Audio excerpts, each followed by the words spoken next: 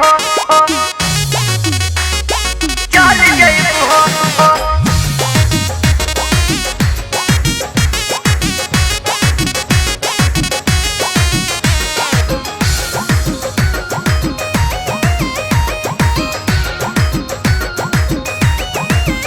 हमारे लागी नाही मान बनबू दूसरे के धान,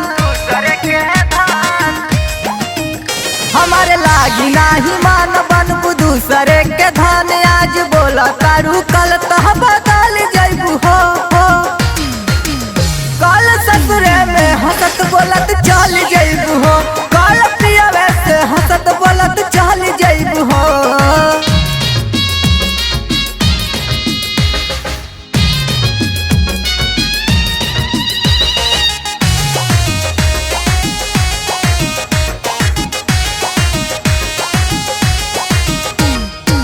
हमारे तो जैसा नहीं प्यार कतही पैबू, याद आई रानी कब लौट के तू अबू।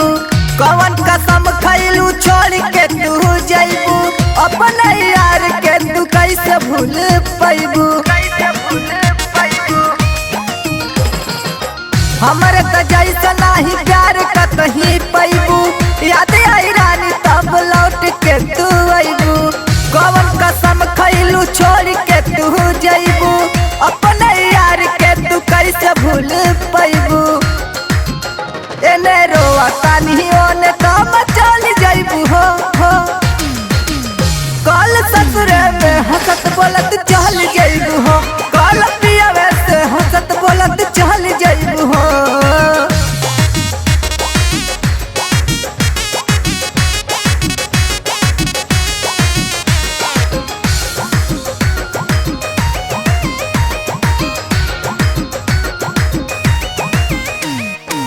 पियवा से जान नहीं बात कुछो कही हो, देता बनी दुआ खुश ससुर में रही हा।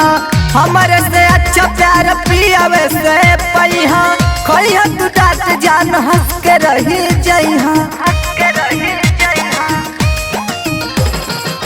पियवा से जान नहीं बात कुछो कही हो, देता बनी दुआ खुश ससुर में रही हा।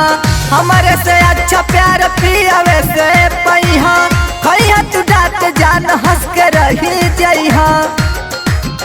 अये परदीप लखंदर का तू डर जइबू हो, कल ससुरे में हंसत बोलत चल जइबू हो, कल पियवे से हंसत बोलत चल जइबू हो।